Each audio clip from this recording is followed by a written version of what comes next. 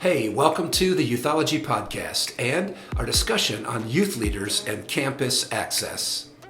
Let's get practice on this. What I would do first is to get that youth leader with students, to sit down with them. So if I'm the leader in the area, or if I'm coming in like I do and coach teams, I'm gonna pull together like I did. I just did this in Fresno, California, right, literally the day of the lockdown in Fresno. I am leaving. My ticket was out, and this had hit, and we had been okay. Should I go there or not? The lockdown started nationally about 2 days before that, but we just kept it, and we made the group smaller. That where I was coaching, it was a multiple staff youth ministry team. But what we did on the last meeting is I brought in 8 to 10 students, okay? And I sat them down and I talked to them with this youth staff so that they could hear directly from the students, how are my students serving God on campus? Because if I can help a youth leader see the committed students who are on campus that are serving God, then they can show up and sit at their table at lunch if they get a chance, or go to the student section and sit by their students and feel safe, okay? Because they have this contact relationship with their students. And so I think that's the first thing, to be with students, because then if you're comfortable with your students at the church, then you'll be comfortable with your students in their world. So that's the first thing. Second, what I have tried to do is to take another youth leader who is doing this well and get them with the youth leaders in their area who are struggling with this. So what I would do is take this youth pastor girl that I just told you about, and if I'm ever in that area again, which I will be doing a youth leaders conference, I'm going to stand her up and say, "Hey, Jules, tell me, how did you get on campus? Would you walk us through what you did? What was your idea?" Because if she can share in front of a bunch of other youth pastors at this youth pastors conference, in front of all of them, I guarantee you the ones that aren't doing anything, I'm going to be like, okay, sure, that's a great idea. Maybe I could do that. So that would be two ways. Sit them with students who are maybe really solid believers, and have them talk that through. What is it like to be on campus? Do you go to FCA? Are you involved in First Priority? It's where when they can sit with students who are already serving God where they want to be, that can encourage them and maybe be the avenue. And then second, with youth leaders who are already doing it well, I think we have to match those youth leaders up with youth leaders who are struggling with campus access. Yeah, and in post-pandemic life, I think all of us are aware of the reality that this fall is not going to look like any fall we've had before. And so one of the things you just touched on is we're going to have to really lean in heavily on student leaders. Correct. Who do see themselves as campus missionaries. Because it's very likely that whether it's myself as a local nonprofit champion, or whether it's a youth pastor of the local Baptist church, right, that's just going and serving because they want to do, neither one of us are probably going to be allowed on campus this fall. It's very likely that those doors are going to be shut. For sure. And so, thinking clearly and soon. Yeah. Hey, how do we ensure that we do what you just said, which is how do we make sure we match up youth ministers that are encouraging one another? Great. And how do we get student leaders to take that next step up in leadership? Yeah. So I think to add to those two that I share, being with students, being with student leaders, I think you gave a third one right here. Here's another way. We have to sit down with parachurch leaders and church leaders.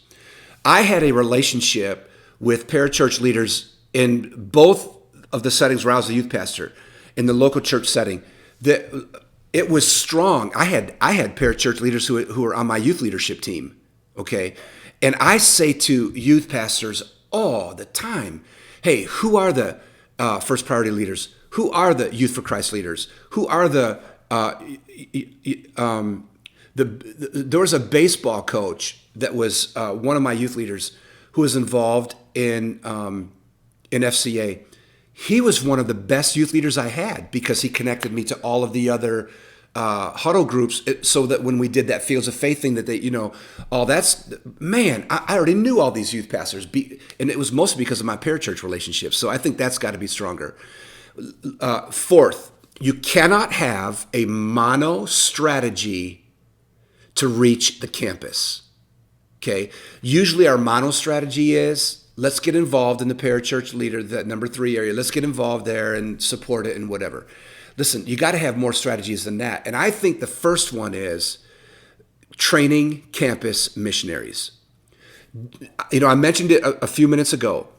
If every youth leader who was intimidated by the campus, who didn't want to go to the campus, would just raise up disciples who could reach the campus, then I think it would be easier, because now that access may be tougher in the fall and classrooms are going to look different and lunch is not going to be like, we're not going to have 500 kids in a lunch in a school anymore. They're going to have lunch in their classrooms probably.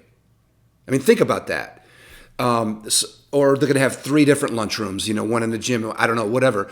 Everything's going to change. So what a great opportunity to raise our students to be disciples, to be campus missionaries, and to take August when we get back into youth ministry, if we do, or to do that now, to take time before they get back into campus and train them in apologetics how to share their faith, train them how to invite their friends to the youth ministry group, train them how to take transitional statements when a kid says, man, I had a terrible weekend. How to take that into, man, I had a great weekend, right? Transitional statements as campus missionaries. I have a page that has like 30 ways to do that, from happy birthday greetings, etc., to wearing your merch. There's so many ways to get people talking about that. And I think what has to happen is youth pastors who maybe are timid and don't want to be on campus, he or she can train campus missionaries, and it's a way to get their youth ministry on campus, especially with the tighter, how much tighter campus is going to be now. So, yeah. Yeah, and I appreciate your view as we begin to land this thing. I think you've just spoken into what we are thinking about in Nashville and running First Priority of Greater Nashville. Yeah. But I would speak on behalf of the other 40 charters that are thinking as well in their cities. Right? I think you've spoken to the fact that we've all said when we're around roundtables, man, I just can't train students one way.